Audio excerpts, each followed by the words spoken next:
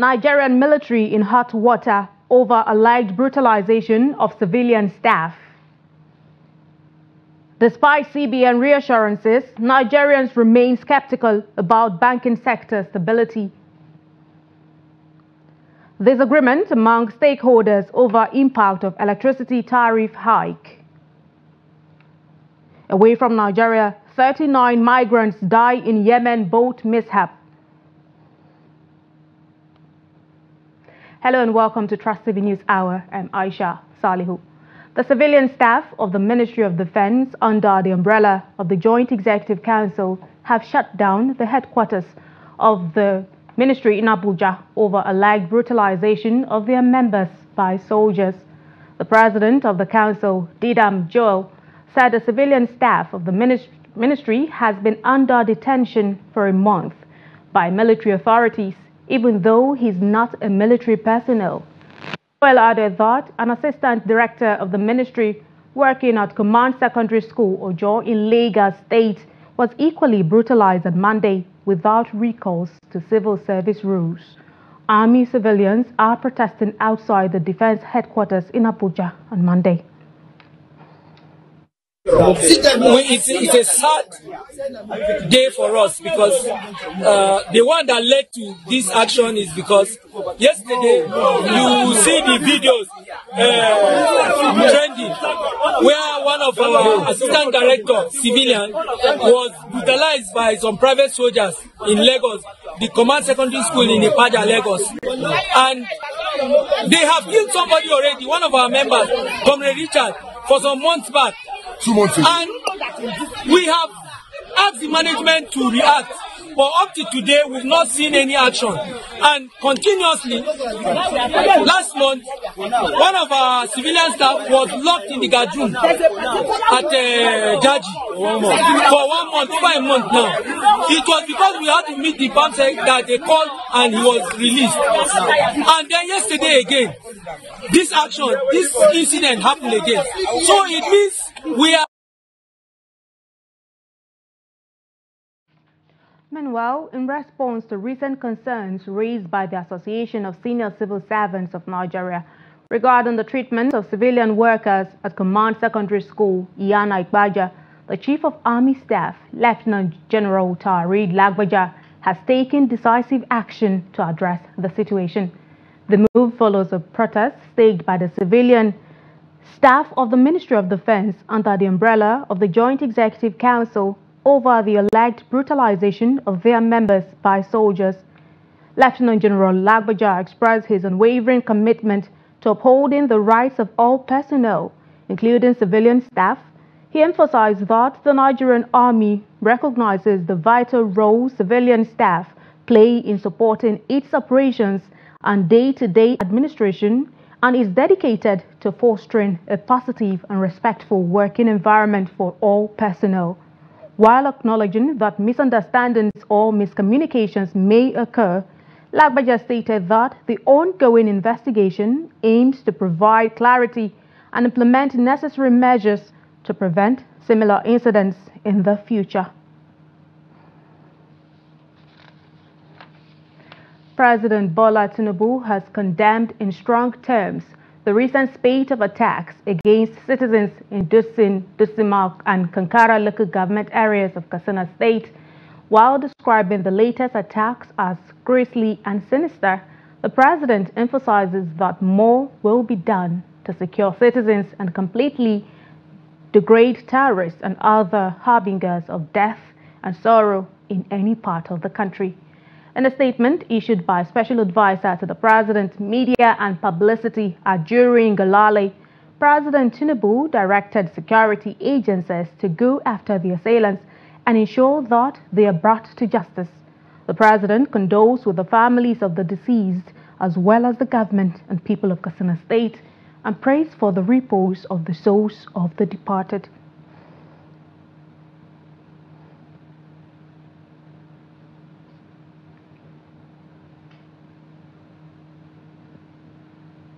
Trust TV's Abdullahi Yamadi gives us an update on the attack.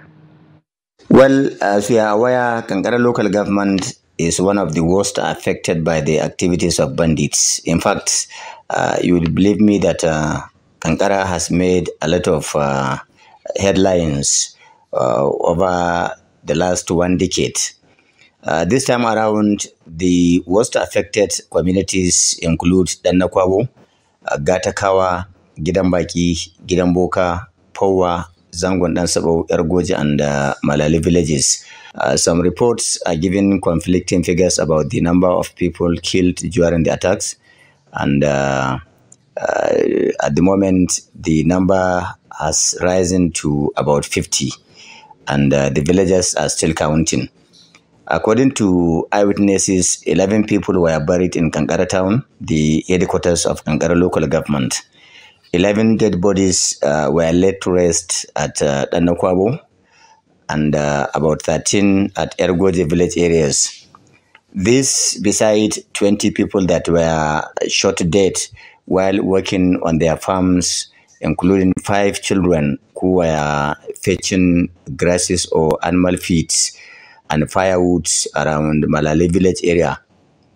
Then the number of mobile police who paid the supreme price, the police authorities in Katsina, and of course in a statement are saying 4, while eyewitnesses among the communities are saying 7 of them were killed. And then 3 members of local security outfit, popularly known as Community Security Watch Co., and 3 vigilante members were also killed in the process. The general mood of the area at the moment, and of course according to residents, is that of confusion, blaming the government for not doing enough to ensure the security of lives and property. And so there is panic almost everywhere in Kankara local government, and especially among the communities of western and southern Kankara town, where hardly a day passes without recording an attack. And don't forget, the bandits had earlier issued warnings that they will kill anybody that attempts to cultivate his or her farm this season. So some locals advised the state government to, as a matter of urgency, review the activities of its local security outfit known as Community Security Watch Co. and the local vigilante group, because according to them, most of these attacks being carried out by bandits as a retaliatory attempts to what they called extrajudicial killings by members of these security outfits. And number 2, the locals are also advising the government to launch a heavy onslaught at Rugu Forest, where most of the suspected killers are believed to have been hibernating over the last 10 years. And then the government should also engage Fulani leaders, their youth groups, and then their elders to provide a lasting solution to these heinous killings.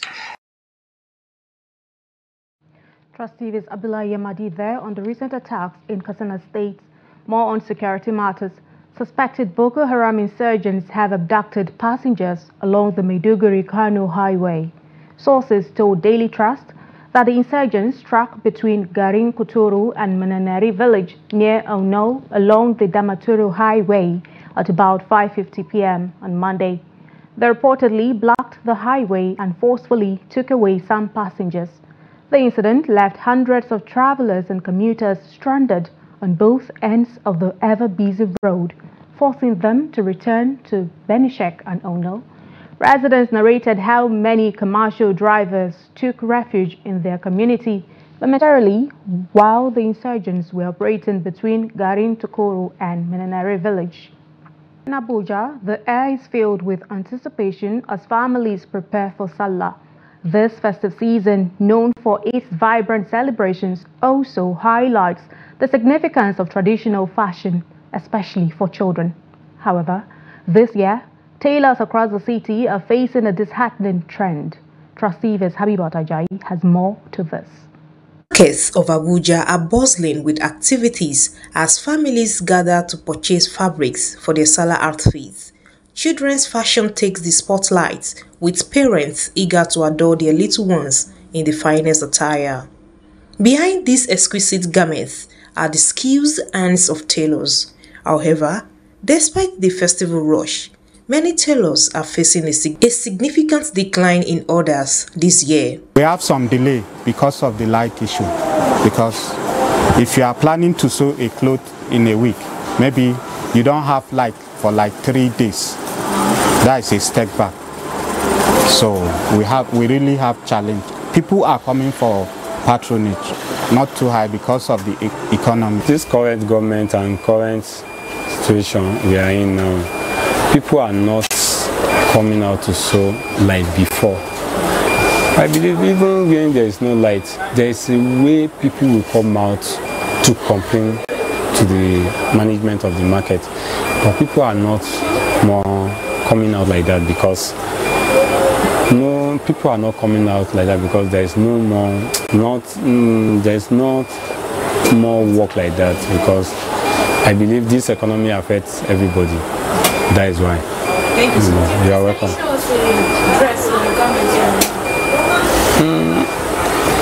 This one is for men that I've already finished work on. It's only for me to just package it and deliver it for the owner. But because I have a lot of work in my hand, I'm just trying to meet up because I'm hearing here and there that maybe strike will continue tomorrow or no. That is why I'm just trying to meet up with others so that people that have already promised to give them their clothes tomorrow, I can meet up with them. 1 to 10, I can give it. Let me say 8. Yes, 8 to 9, sir, because fashion is one of the best things in this. And after food, my sister, when you eat finish, you have to wear clothes. If you have your money, for people to see that you have enough, you have money, you need to see by what you wear. You understand? That is it. Thank you so much, sir. You are welcome. You are welcome. Thank you. Several factors contribute to this drop in patronage. The economic impact of inflation has tightened budgets, prompting many families to seek more affordable alternatives or opt to reuse old outfits. Customer used to come before, but as it is now, we are just managing because the way the economy is now, no money, we are just managing, not selling any of it. Despite these challenges, many tailors remain hopeful. They persist in crafting beautiful, bespoke outfits, believing in the unique value of custom-made fashion. Habibat Ajayi, Trust TV News, Abuja. Still on preparations ahead of the Salah celebration, ram sellers in Jos, the Plateau State capital, are decrying low patronage as prices of sacrificial animals surge in the state. This development is coming less than a week before Muslims across the world celebrate this year's Eid al-Kabir. Trustee Adumusa visited the popular Yanshanu market and brought back this report. Sacrificing an animal during Eid al-Kabir is a sunnah of the Prophet Muhammad sallallahu alaihi wasallam, and Muslims who could afford are encouraged to perform the sacrifice. For Muslims faithful in Jos, the hike in price of sacrificial animals may not allow them perform the sunnah this year. Some traders and market officials explain why the animals are scarce and expensive. A lot of things happen, and that's why you can see, if you can look at the market, you find out that the cattle are now more full the market as usual. And you can look at the situation because of this Niger charge problem and all of these bandit problem. That's the reason why you can see the suppliers are not supplying how you are expecting. If you can look at the prices of the animals, you find it that the prices have gone up based on economic prices. Tsada ta raguna ta yi yawa. Ragunan da muke sayarwa 50,000 a bara yanzu 130 ne, 140. This time, the hike in price of animal is the first of its kind. The ram we sold last year for 50,000 naira is now sold for between 130,000 naira and 140,000 naira. The price is too costly. This could not be unconnected to the current economic situation in the country. Last year, everywhere in the market was ram, but this is not the story this year. Some people managed to buy while others could not afford. The moment you tell them the price, they turn back home. Yahaya Banyu, who came to the market to buy a ram, also shares his experience. I came to the market to buy a ram, which I came with about 50 to 60,000. But coming to the market, I realized that the ram you bought last year at 50,000 now is getting to 80,000 naira. That of 80,000 naira is getting to 150,000. And then what I budgeted for the ram, actually I cannot afford it. But we don't know how it will end before the Salah. But the rams are costly now. The market officials said they are discussing with other traders to reduce the price of the ram and other animals in the market. Issue of money is a big problem, and which whereby person without money cannot be able to perform the obligation. So we are there thinking of discussing with our suppliers to make sure that they reduce the price cost of for people to have the ability of performing the obligation. The animal traders in the market are calling on government to reverse the subsidy, saying that is the only way to reduce the price of the animal. Ado Musa, Trust TV News, Jos. States in northern Nigeria are the most affected by the two forms of malnutrition, stunting and wasting. High rates of malnutrition pose significant public health and development challenges for Nigeria. In this report, Trust TV's Adamu Imam speaks to health experts and lactating mothers in Bauchi on the matter. Nigeria has the second highest burden of stunted children in the world, with a national prevalence rate of 32% of children under 5. An estimated 2 million children in Nigeria suffer from severe acute malnutrition, but only 2 out of every 10 children affected is currently rich with treatment. 7% of women of childbearing are also suffer from acute malnutrition. Corroborating some of these concerns raised by the health expert within the sub-region, lactating mothers at one of the facility explained further. The reasons are very clear. If I have money, I will buy nutritious food for the children. But if not, then we'll have no option. The worst part is that some husbands neglect their responsibility and leave us to care for the kids alone.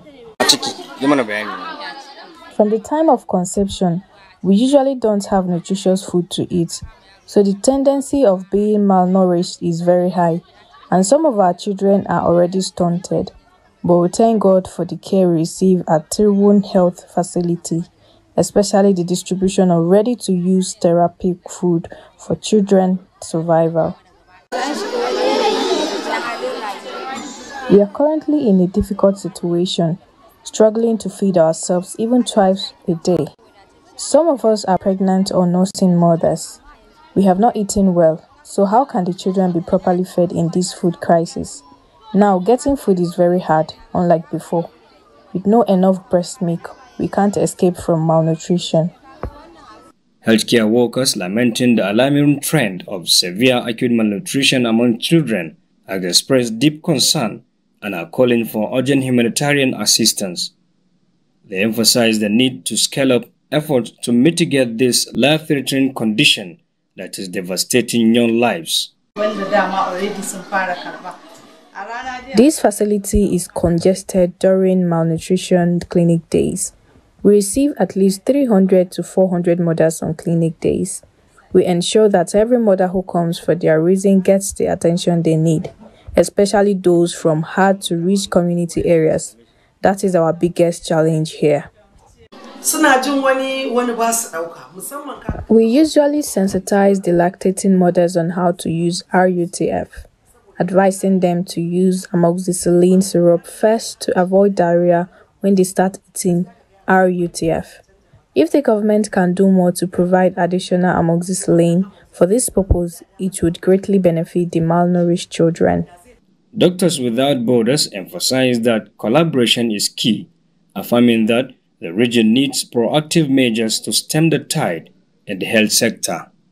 They urge relevant organizations and authorities at all levels to raise media awareness about the disturbing trend and to support families in addressing this child crisis for a healthier society. Adam Imam, Trust TV News, Bauchi. Moving over now to the southwest region, but still on health matters, Lagos State is grappling with a cholera outbreak that has claimed 5 lives and left 60 others hospitalized. Cases of severe gastroenteritis have been reported in various communities. Commissioner for Health, Professor Akin Abayomi, urges residents to be vigilant, especially in areas with poor sanitation. Treatment options include oral rehydration salts for mild cases and intravenous fluids for severe dehydration. Residents have been advised to seek guidance from local health facilities and authorities for prevention and management.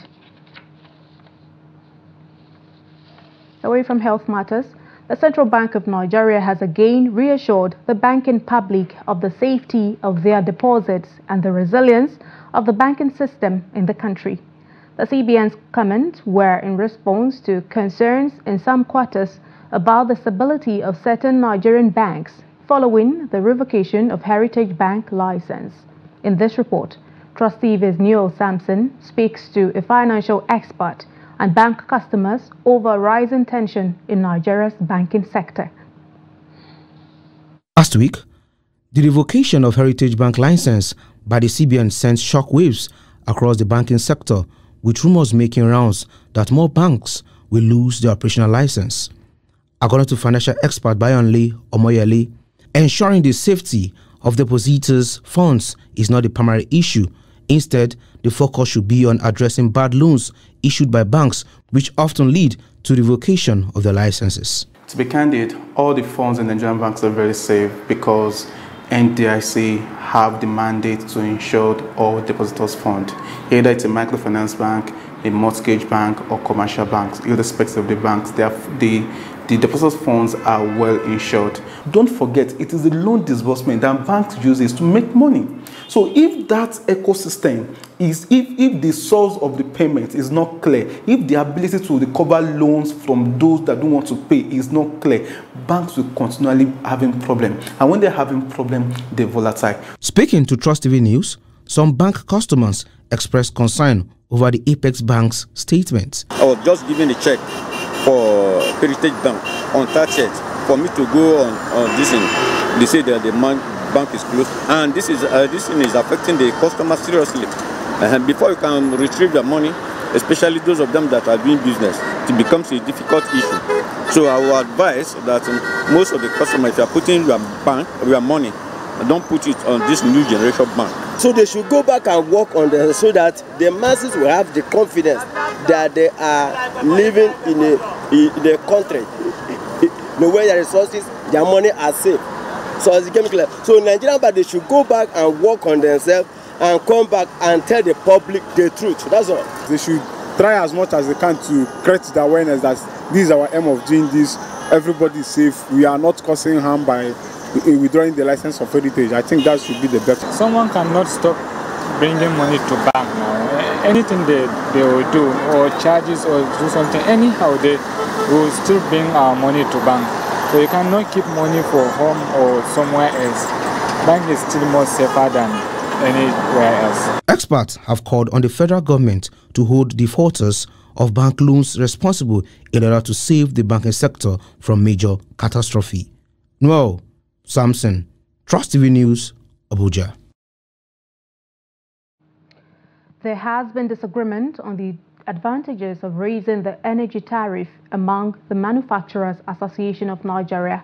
The Vice Chairman of Nigeria Energy Regulatory Commission, Sanusi Garba, and the Minister of Power, Adebayo Adelabu, An extraordinary hearing on the nation's electricity tariff convened by the joint committees of the House of Representatives on Power, Commerce, National Planning and Delegated Legislation brought these electricity managers together to discuss this contentious issue.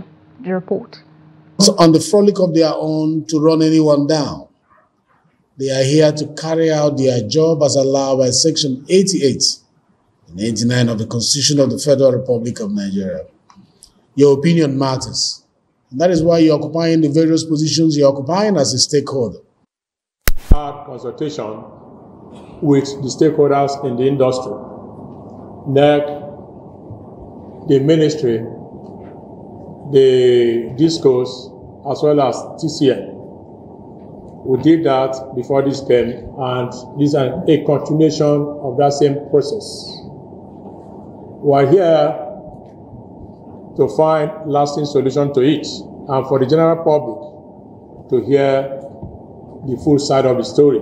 The Minister of Power, Adebayo Adelabo, in his presentation, which was supported by the Chairman and Chief Executive Officer of the Nigeria Electricity Regulatory Commission, Sanusi Garuba, explained the benefit of the increase by the NERC. And the discos too are getting more and more responsive by the day by ensuring that we now pay so much attention to upgrading and enhancing their infrastructures. And on a daily basis, they are migrating more customers into Band A. And we have received positive feedbacks from consumers that they now have more stable electricity, even though it is more expensive. But looking at the weighted average cost, they are better off. And these are what some of us can actually testify to in our personal businesses. And to the best of information available to us, the only money available in the budget for subsidy was 450 billion. And that money is even yet to be released. There has been no prospects for growth in generation or even improvement, because you can't compel a disco that is buying energy at probably 140, 150 to continue selling at 70, 80, and then you expect capital investment to happen in those. Their position, however, did not sit well with the Manufacturers Association of Nigeria, which continues to highlight the negative effects the over 200% electricity tariff hike has had on many Nigerian manufacturers in the country. An executive committee member of the Manufacturers Association of Nigeria stated that over 300,000 companies have closed shop, resulting in the loss of 380,000 jobs since the tariff hike. We really need to look at a situation whereby we'll have to do the very best to work on insecurity. And manufacturing sector is one key area, because when you talk about the agriculture, we don't have mechanized agriculture. We don't have the best we can do except persistent agriculture, which our youth are not ready to go for. But in the manufacturing industry, we can be able to support and do the very best we can to make sure that we're working against insecurity. The Nigeria Labour Congress faced criticism for not sending a representative to the hearing, despite being at the forefront of the fight against electricity tariff hike in the country.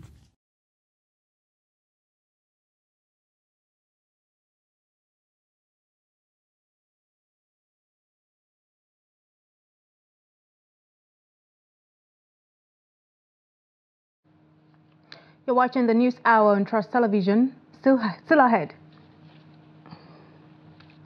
Public debate continues over controversial grazing management bill. More news when we return. Do stay with us. Welcome back and thank you so much for staying. It's still the News Hour tonight on Trust Television. Let's take a look at a recap of some of our top stories. Nigerian military in hot water over alleged brutalization of civilian staff. Despite CBN reassurances, Nigerians remain skeptical about banking sector stability. And to more stories. In governance, fiscal transparency stands as a cornerstone for accountability and trust between governments and their citizens. It guarantees that public finances are managed responsibly, ethically, and in the populace's best interest. However, civil society actors note a concerning statistic. Since 1999, over 600 probes have been initiated, with only 3 concluded. This discrepancy prompts calls from civil society for the government to uphold transparency and accountability, aiming to forge stronger, more accountable financial systems that prioritize the welfare of all citizens. From 1999 till date to 2023 December, we have a total of 614 probes that were initiated by various governmental bodies, but particular interest in the National Assembly. Out of these 614, so far as of December, only 3 have been concluded. So to deal with corruption, there should be sanctions. So if people have been caught and proved, it should be concluded, and those people found guilty, sanctioned. That serves as deterrence to other people from committing a corruptible transaction. When a public officer is arrested for corruption, arrest the permanent secretary, I'm not joking, arrest the director of finance and account, arrest the head of Sabicom, arrest the head of procurement unit, arrest the head of ACTU, all of them. Sir Tom Sek, you're the chief accounting officer of this ministry. What do you know about this money? Yet to many investigators, I acted on the directive of the minister. You can't disobey the minister. DFA, by the time you query all of them and send them away, no indictment, any paper they see, they just wouldn't want that visit to occur. The bill that seeks for ranching of livestock in Nigeria that scaled through the second reading at the National Assembly has continued to generate debates among Nigerians. In Benue State, mixed reactions are trailing the bill sponsored by Senator Titus Zam of Benue Northwest. Jimmy Azande reports. Some of the residents welcome the bill, saying if passed and assented to by President Tinubu, insecurity will be minimized in the country and will also enhance food security. Yes, I think that bill, it is very important for it to be in place. Because if you look at the international communities like Brazil, Argentina, and the rest of other ones, they are still doing ranching. And indeed, if that bill is passed, most of the crisis, the herders' crisis with the farmers will reduce to the barest minimum. So it is very apt for that bill to be passed. Others say the bill is vague with ambiguous terms that need clarifications. This group is indifferent on the subject matter. Everybody is worried about the insecurity of terrorists who are hiding behind herdsmen to wreak havoc on the populace. But some of us are worried of the bill in as much as it is desirable. And why? There's a particular terminology in the bill that talks about transhumans. What is the meaning of transhumans? Transhumans. What is the meaning of transhumans? Another group says the bill portends a threat to the unity of Nigeria and the fundamental human rights of Nigerian pastoralists. The way the bill was present, fine. And the way the bill was mentioning, fine. And the way that he's talking about it, I think will not hold. Nigeria is very vast.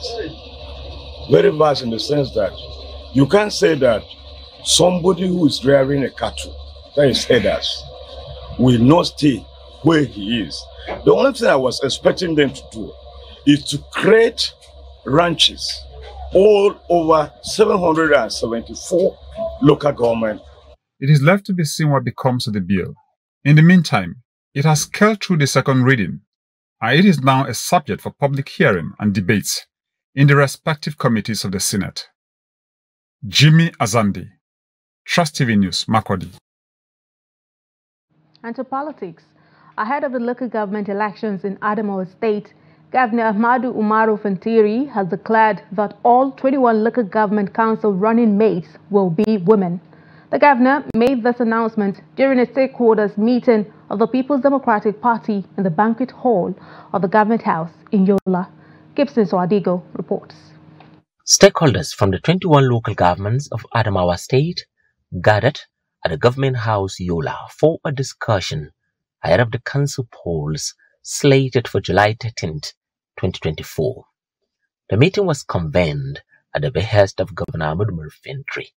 Addressing the gathering, Governor Fintri reminded them that it is another political cycle and urged everyone to approach it with a strong sense of commitment. He emphasized the importance of shunning anti-party politics, warning that the party will not tolerate individuals working against it behind the scenes.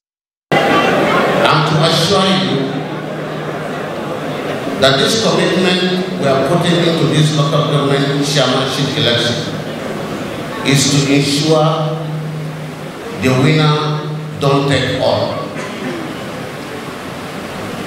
We will still come back here with all the stakeholders. All you will take is your position as the chairman. We will come back here, share the secretary, and share all the supervisory council. For gender equality and inclusion, the governor announced that all the running mates will be women. He added that the party has worked hard to earn victories in all elections, attributing this success to its purposeful leadership in the state over the past 5 years. Another last thing is we must recognize our women and youth.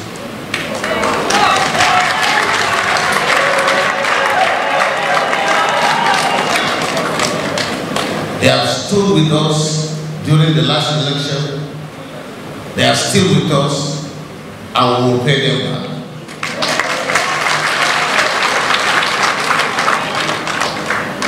With due apology to every one of you, after the primaries, all the 21 vice chairmen will be women. I think with this, we'll be going as a family. With this, we'll be preparing ourselves against 2027. That whoever God gives him the opportunity to take over from me will have a smooth sail. Earlier, State PDP Chairman Barrister Abubakar Tahir Shehu stated that the party intends to approach the upcoming elections with the same vigor and strategy as it did during the governorship election. Gibson Soadugo, Trust TV News, Yola.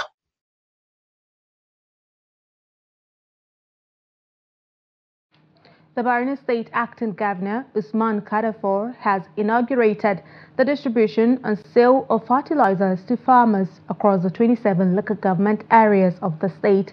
This intervention is geared towards enhancing agricultural productivity and promoting food sufficiency. Trust TV's Beatrice Korosi reports from Maiduguri. The rainy season marks the optimal period for agricultural activities aimed at food production to combat hunger and food insecurity. With the onset of rains, farmers undoubtedly require inputs to achieve a bumper harvest this year. However, market prices for these items often exceed the purchasing power of farmers. In response to this challenge, the Borno State government has distributed 100 trucks of fertilizers to be shared and sold at a 50% discount to farmers. Present to him, Femagoni. One more thing in it. So last but not the least, Kamanza Irua. Acting Governor Usman Kadafor emphasized that this timely intervention will enhance bountiful yields and guarantee food sufficiency in the state. It is imperative to note that Borno State government has given topmost priority to the development of agriculture in the state. Hence, the concerted effort to mobilize both human and material resources to develop agricultural sector in the state. Towards this end, the state government has procured agricultural inputs such as tractors, chemicals, among others. The distribution will commence in southern part of the state to be followed by the central and northern part. The provision of fertilizer and other farm inputs are key to successful agricultural production and productivity. They are also in line with the present administration's 10-point agenda, 25 years development plan, and the Borno State Strategic Transformation Initiative. Ada akalla 500 ma an saya, amma yanzu da yake rashin noman. Years ago, we bought fertilizer for 500 naira, but today the price is much higher. We are very grateful to the governor for providing this fertilizer for free. We will use it properly and inform other farmers where to obtain the subsidized fertilizer. During the event, the International Institute of Tropical Agriculture presented over 17 metric tons of certified seeds to the acting governor for distribution to farmers in Borno. The state government aims to ensure that these farming inputs, once shared among farmers, will not be diverted in exchange for money. Bitrus Kuruti, Trust TV News, Maiduguri. Some media innovators in Nigeria have begun championing the cause for a transition into full data journalism for responsible and factual dissemination of information to the public. This is amid calls for the reinvention of the revenue-generating component of journalism to improve funding for investigative reporting. They feel that these developments are critical to the industry's survival if it intends to weather the storm as the fourth estate of the realm. For these experts, continuous innovation is the way to go to guarantee the industry stands the test of time. There are more younger people, smarter, brighter, also a little more adventurous, innovative, who are getting to do this work. The conditions to enable them to do this work is a little bit in retreat. So we're grateful that more universities are now adopting it, so we're creating knowledge around this kind of journalism. What next needs to be done, and that's a big challenge for all of us, is to have to think the next phase in innovation is how do you finance journalism? Because the current business models for doing journalism has become atrophied. It's come to a bus stop. It can grow again. So we need to reinvent that. That's the biggest challenge for innovation now. With the internet, there are multiple sources of information now. So the challenge of credibility is up. And one way by which you can promote credibility is by bringing facts and figures for people to really appreciate and accept. So for us in the universities, we have tinkered with our curriculum and we have seriously mainstreamed aspects of investigative and data-driven journalism for young people to really appreciate, understand, and see how they can put the entire ideas into practice. They say that while innovation will keep the industry afloat, data journalism will transform it, pushing it to new frontiers. So you would imagine that every data set or every industry data that you have create a new horizon for journalism. So if you're able to use agri data, climate change data, business data, any data that you have, just creates like a genre or a different dimension of journalism that you can do. So it's pretty clear that data is going to lead, our journalism or transform our journalism in ways that we can't even imagine today. Now layer that on top of technology. Technology then becomes the mediator or the driver or something that accelerates the level at which things will do. We think that bringing data is actually one way of being an inclusive form of communication, because there are people who may not be able to read things, but they can see the data and they can understand that. But more importantly, I think that data also helps to aggregate information that probably it will take you a very, very long time to understand. But presented in a simple format, I think also be another way of aggregating data that people can easily understand and appreciate. Funding, lack of capacity building and requisite training for media practitioners, government regulations, among others, are some of the factors militating against the development and growth of the media industry in Nigeria. However, these experts are hopeful that there is light at the end of the tunnel. From Abuja, Sagir Ibrahim reporting for Trust TV. We'll go over now to join Yusuf Akogu for the business news.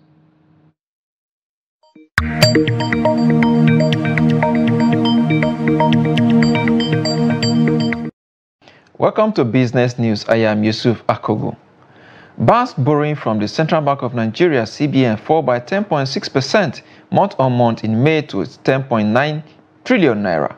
According to CBN financial data, bank deposit with the Apex Bank through the SDF rose month-on-month by 120% to 943.08 billion naira in May from 428.9 billion naira in the month of April. The CBN has two short-term lending windows for banks, the standing lending facility and the repo lending. The CBN accepts deposits from banks through its standing deposit facility and pays an interest rate of 300 basis points below the MPR. According to the CBN, average daily lending liquidity in the interbank money market rose by 47% month-on-month to 321.9 billion naira in May from 218.6 billion naira recorded in the month of April. The Nigerian National Petroleum Company Limited has denied reports that it inflated the subsidy on premium motor spirit by 3.3 trillion naira during the administration of former President Muhammadu Buhari. A statement by its spokesperson Olufemi Shoneye on Monday argued that its subsidy claims were verifiable, stressing that all relevant records on subsidy had been sent to the concerned agencies. The company also said it was not aware of any planned audit of its accounts as alleged in an earlier report by a newspaper and online media. NNPC say it will resist any attempt to drag the company into apparent policy of fuel subsidy as it currently operates on a commercial basis and the express provisions of the Petroleum Industry Act. Nigeria's equities market dipped on Tuesday due to profit-taking across trading tables. Let's see how it went down today. Leading the losers today is a NASCON Nigerian PLC, down 9.91% to close at 36 naira and 80 kobo per share. Thomas Watt also down there as well, 9.66% to close at 1 naira and 59 kobo per share. Of course, May and Baker also ended on the losing side of the market, 7.13% it lost to close at 5 naira and 60 kobo per share. Of course, this has dragged down the market downward by 0.16%. Volume of trade 838.684 million shares there. A huge number that you will say, valued at 16.331 billion naira in a list of 7,897 lead exchanges among investors. Looking at the top trading equities there, Fidelity Bank Nigeria PLC leading that table, 292.022 million shares it traded. Nigeria Brewery PLC 101.549 million shares. Of course, Zenith Bank Nigeria PLC, Tewa Bank 73.937 million shares it traded for the day. Of course, some equities recorded marginal gains at the close of business today. Leading that table is Total Nigerian PLC, 9.98% it came to close at 388 naira and 90 kobo per share. Presco also 9.97% it gained to close at 323 naira and 20 kobo per share. Of course, UPDC Credit also up there, 9.92% to close at 1 naira and 33 kobo per share. That's the highlight of stock trading as it went down this Tuesday on the floor of NGS. Let's see the global stock market and exchange rate data for today.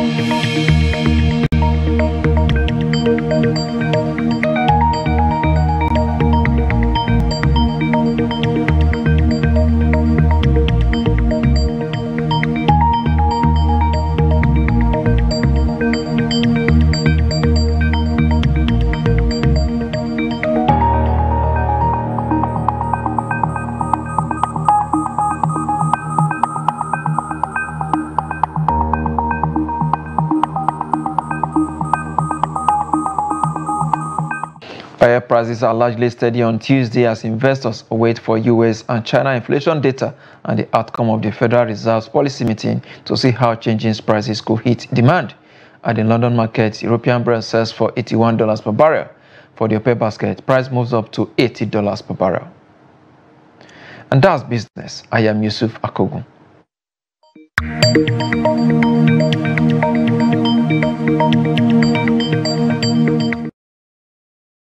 Thank you, Yusuf Akogu, for the business news. Now, away from Nigeria, a boat carrying more than 200 migrants sank off Yemen, leaving at least 39 dead in the latest disaster on the perilous migration route from Africa. A United Nations agency post on Tuesday did not specify the migrants' nationalities. Each year, tens of thousands of migrants from the Horn of Africa set off across the Red Sea in a bid to reach the oil-rich Gulf, escaping conflict, natural disasters, or poor economic prospects. Still on the foreign scene, Malawian President Lazarus Chakwera said Tuesday there had been no survivors when a plane carrying Vice President Solos Chilima and 9 others crashed into a forest. Malawian searchers found the wreckage of the plane that was carrying Chilima on Tuesday, a day after the aircraft went missing in bad weather. The search and rescue team in the Chikangawa forest, and they have found it completely destroyed with no survivors, as all passengers on board were killed on impact. Words cannot describe how heartbreaking this is, and I can only imagine how much pain and anguish you all must be feeling at this time, as well as how much pain and anguish you all will be feeling in the coming days and weeks as we mourn this terrible loss. Let's now join Emmanuel Fashami for the latest in sports.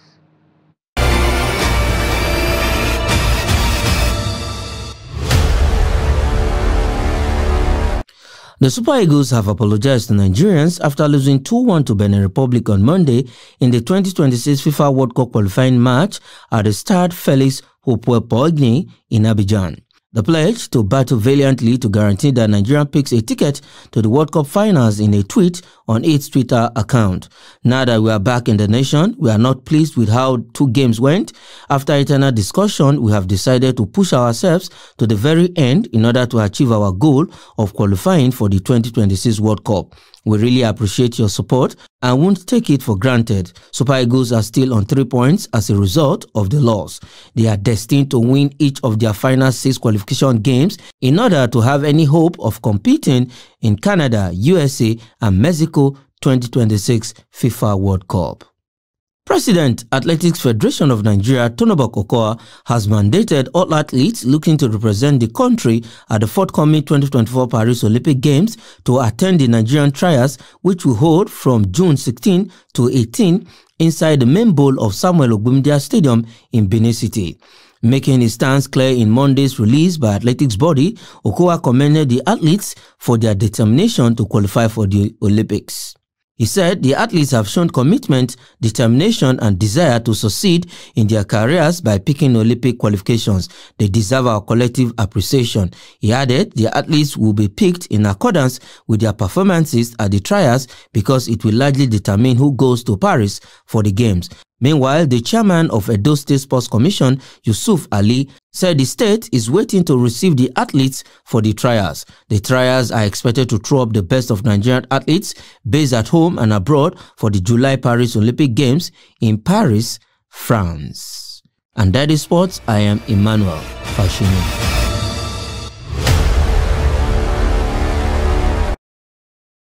You're up to speed with some of the latest emerging and reimagined stories in Nigeria and beyond. And with that, we've come to the end of the news hour tonight on Trust Television. Do not forget, you can always follow us across all of our social media platforms and also join our YouTube live stream from our news, programs, and documentary. I am Aisha Salihu. Thank you so much for watching. Good night.